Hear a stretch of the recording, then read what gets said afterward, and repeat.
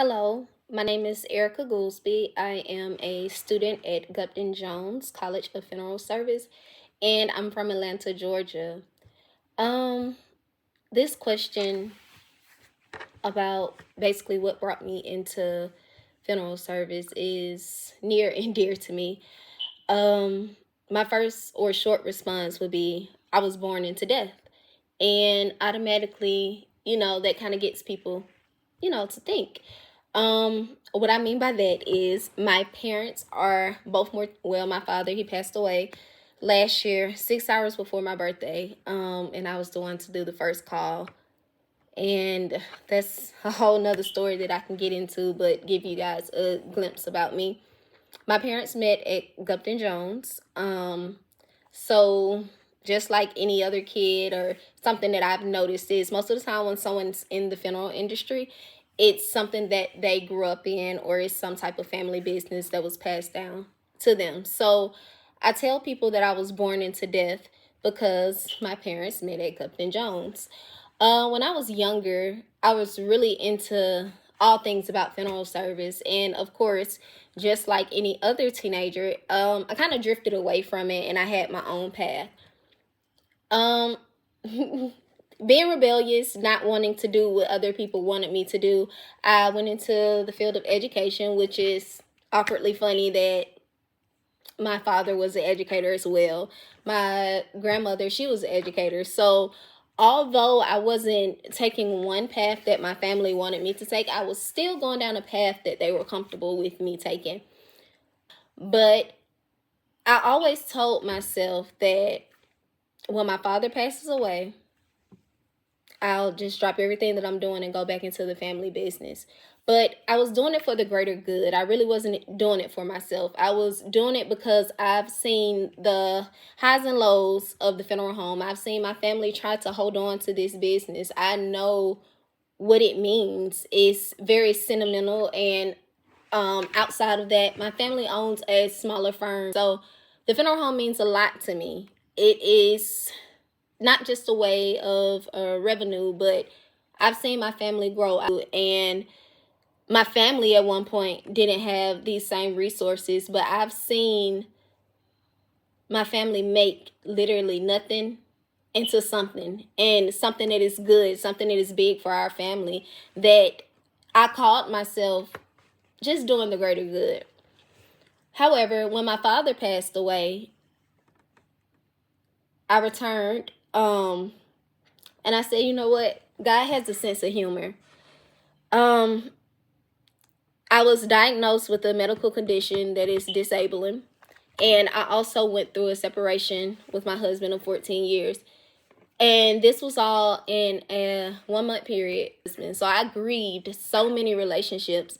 And to be honest with you, I didn't think that I would smile the same, like no time soon. But when I began to work in a funeral home, I went in with a mindset of, I don't really know my niche. I don't know my area. I don't know what I really have to bring that's of value. Of course, I have skills that transfer or translate into the funeral industry, but without passion, they don't mean anything.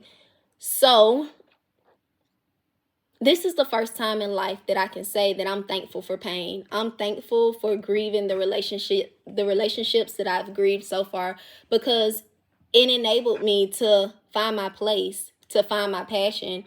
In the beginning, it was just me getting up to go to work to get something done because there's a bigger picture. But now I'm beginning to paint my own picture and what I think things should look like in our funeral home. And I just, at one point, wanted my parents to be proud of me. And it's much bigger than that now. It's something that I would like to leave behind. I would like to be a change agent, to say the least, in the funeral industry, because I have so many different skills. And outside of the skills that I have now that I'm learning, each day, passion passion is really what's keeping me going. Working in the funeral industry is like a guilty pleasure. Anytime I begin talking to a family, I let them know that I don't want to know you under these circumstances, but I'm glad that we've crossed paths, because every family I've served, I've found it our interactions to be intentional. Sometimes I needed them more than they needed me, and they don't know, how much just their presence meant to me that day. But families, they can feel that. And I couldn't imagine, like when my father passed away and I helped my mom plan his service. I don't know what got me through it. I mean, I know it was God, but